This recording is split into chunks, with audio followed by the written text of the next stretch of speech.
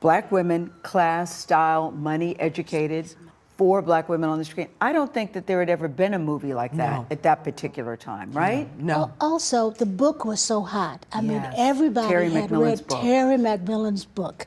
And so when the auditions hit, oh my God. I remember it well. That's from the iconic movie Waiting to Exhale, starring Angela Bassett, Whitney Houston, Loretta Devine, and Lela Rochon. Think of that lineup. So it premiered 30 years ago this month with a focus on female empowerment and an all-black cast. It was a cultural phenomenon and a huge box office success, opening at #1. It also marked Forest Whitaker's debut as a director. Wow. So we got together exclusively with Angela, Loretta, and Lela to look back and celebrate the 30th anniversary of this timeless movie. It's hard to overstate how big of a deal Waiting to Exhale was. At a time in the 90s where very few movies were brave enough to star multiple black cast members as main characters, this movie centered 4 black women as heroines in the dating scene that did not have much to offer them, to put it best. Savannah, played by Whitney Houston, begins the movie with a gentleman who does not appear to have a place to stay and is using her toothbrush. A man that cannot measure up to the man she's having an affair with. A high-value man that's cheating with her on his wife. Then there's Angela Bassett as Bernadine, a woman who abandoned her career in order to raise a family and be a housewife and supportive secretary to a husband who eventually leaves her for a white woman. Then there's Lela Rochon as Robin Stokes, a high-powered executive who the best black man she can find is one who is leading her on in a long-term situationship with promises of being together. Then there's Loretta Devine as Gloria, the one that actually does find love in this movie, but only after being left by her husband, who was down low now gay, leaving her to raise her teenage son alone. Waiting to Exhale follows the friendship of 4 women navigating dating, divorce, careers, and everything in between. I cannot believe it's been 30 years. At a time of peak NASIC, this movie was perfection. It did not disappoint. At a time where many young ladies were going on shows like Oprah and Ricky Lake saying that all of the black men were dead in jail or on the down low, this movie gave them exactly what they wanted. NASIC, by the way, means Ends Ain't S Industrial Complex. The movie begins with a homosexual man who clearly doesn't have a place to stay nor any kind of career. You have a man who leaves his supportive black wife for a white woman. You have a man promising commitment the duration of the movie, only to end the movie impregnating one of the stars and walking away to leave her a single mother. A man who is married to a sickly white wife, but on a business trip is apparently willing to cheat on her and spends a night alone with one of the stars of the movie. A man who is married but is on the down low and is willing to walk away from his wife and son in order to live his best life as a gay man. A man who is dealing with substance abuse issues and is willing to feign violence against a woman. And then, of course, we have a man who is married, a high-value man who is essentially leading on one of the characters because he has no intention of leaving his wife, but he wants to continue his relationship with his love interest. Of course, there are 2 bright spots, one of them being a man willing to deal with, or should I say, marry a single mother. And then there's a man who apparently can't last very long in the bedroom, but he has an up and up career. He's just a boring guy. That's the best that we got as black men in this movie that's being celebrated 30 years later. Did you guys feel when you were making the movie that we're doing something very special that hasn't been done before? Did you know while you're in it that this is something big? Well, I and knew it something was special because it was our faces, our brown, beautiful, brilliant faces on the screen together. It broke through, it burst through, because there were so many times we'd go into a room and you would hear that stories about black people didn't travel. Didn't translate. Or they wouldn't travel they to wouldn't Europe. sell, yeah, it to would Europe. there was only a ceiling, a very low ceiling. We burst through that. It can't be argued that the meteoric success of Waiting to Exhale did not burst the metaphorical glass ceiling that held many leading black actresses from leading their own movies in Hollywood until after this movie. Many black actresses went on to lead their own blockbusters and made lots of money for themselves and Hollywood companies. But there's one thing conspicuously missing from this blockbuster movie, with all of these black women and all of these black men. Not one healthy, enduring marriage relationship throughout the movie. Does it surprise any of you guys that 30 years later it still resonates? People are still having waiting to exhale parties today? Yeah, because it makes black women feel good about themselves. But that movie says you can be and do just about anything you dream of. And so that's why it's such a good movie for all young women, because all women need to feel like that. I think it's about love. And I think the movie is about the love of friendship, because at the end of the day, your girlfriends will always hold you up. A few moments later. Only on 7 News. It's a bizarre dispute between two women involving an Airbnb property in the district. The owner claims a squatter is refusing to leave and locked her out. We spoke with the owner on Wednesday. All of the responsibilities are on me, and I can't get into my property. There's a leak in the property. The water bill is escalating. I can't get in there to see what's going on. Our Felicia Ashley also spoke with the alleged squatter. Felicia is now joining us live. Felicia, this story just unravels to get more and more interesting. What can you tell us about what the alleged squatter has to say? Right. Well, I spoke with her, and she maintains the fact that she says she is a tenant. And she says after her 30-day Airbnb stay got extended, she says she fell in hard times, some unfortunate situations, said she lost a lot of money, and that's why she couldn't leave at the set date that she had with the homeowner. Fortune magazine, November 22nd, 2025. Black women are being sidelined at scale. Since February, black women have lost 297,000 jobs. Another 223,000 remain unemployed, and 75,000 have been pushed out of the labor force entirely. I've said this before. I don't consider myself a schadenfreude channel. I don't take any joy in seeing black women suffer because they're our cousins, our sisters, they are our former classmates, some of them are even our former crushes. Instead, I like to see the landscape or things that maybe you didn't notice before. When you look back on them with different eyes, you can see certain coincidences that maybe are what led to some of the things that are happening now. Take this, for example. This movie, Waiting to Exhale, was released on December 22nd, 1995. It was a Christmas movie. So a lot of black America went to the theater to see this movie that did not have any enduring black family relationships. Instead, it just had a lot of dating dysfunction and a lot of NASIC content. But take this also in consideration. At the same time in the theater, there was Sense and Sensibility of these two young girls who lose their father early and they end up getting married. That's literally the movie.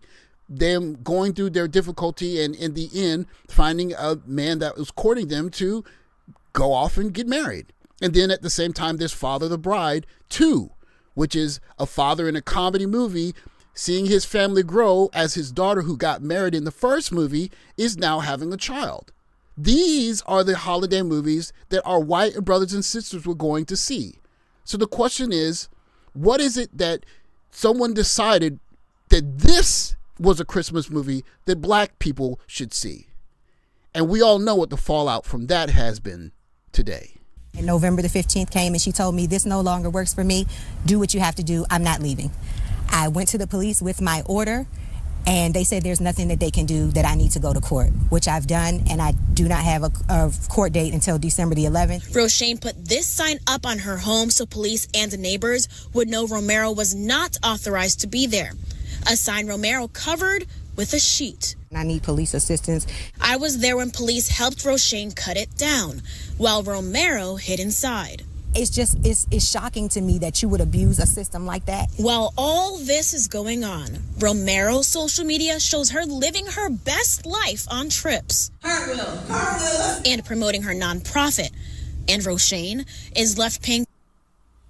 Yeah, on top of everything else here, by the way, this chick is squatting in a house that has no utilities. The electricity and everything got turned off. Meanwhile, she's on social media fronting as if everything's going great. Although it does make you either wonder, when were these pictures taken, videos taken, or how was she paying for it? I have a few suspicions about how she was paying for it. As you can see, though, she's got some little broke dude there in the middle. Meryl's social media shows She got some little broke dude with her. So, I mean, chicks know that there if they're scamming money or fellas are helping them scam. So these dudes have nothing going on for them. Welcome to the millennial generation. You know, I said before that millennials are out here basically cannibalizing each other, and it's a shame. Rug pulls, the stock market, Airbnb scams. They haven't been handed anything. They don't have any resources to get from the previous generation. All the other resources are locked down. And so basically the millennials and Gen Z are out here just scamming each other and trying to get over on each other. Salute to Jason Black. From time to time, we may disagree on certain things, i.e. Passport Bros, Austin Holloman. Here, he's making a simple point that's pretty hard to ignore. Things are difficult now. And in this situation, there is a woman that is doing this to another woman, a black woman and a black woman. So when you start talking about this quote-unquote sisterhood, this basically dismisses the idea that sisters are going to take care of each other, because this is a young lady who's basically saying, I got to get it however I can get it, and if I got to scam another black woman to do it, so be it. And the reason why she has to do this goes back to the Waiting to Exhale movie. If you have 1, 2, 3 generations of women that basically believe they can be a boss girl, they don't need no man, they could do it all by themselves, sooner or later you'll get to a point where you got to do something to keep a roof over your head.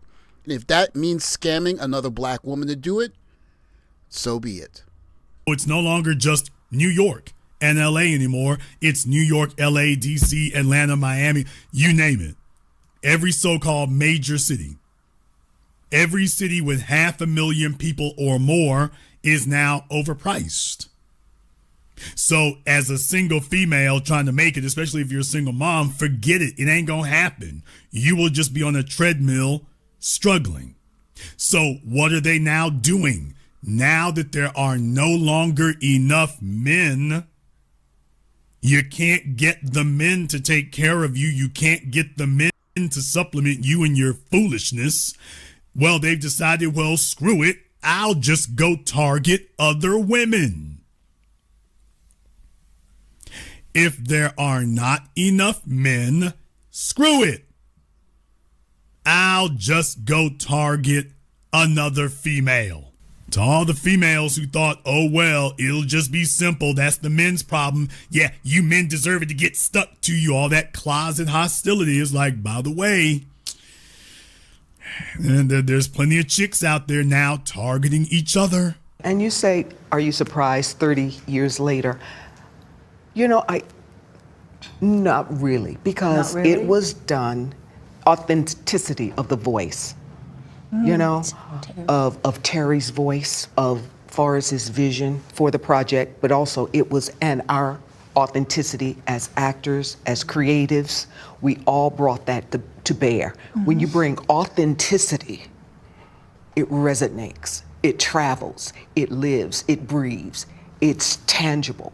Authenticity, integrity across the board, and love. Always holds up, doesn't it? Authenticity and integrity always. Those things never get old. Yes. Right. You know? You know, Yeah. I say let's go do a toast because we brought. Let's do it. Let's do a toast.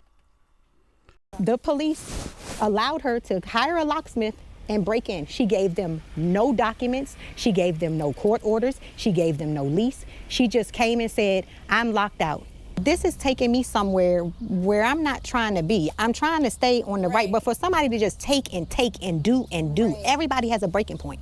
I went back to the property today and saw child services show up because Shadija brought her daughter into the home while there was no power or electricity inside.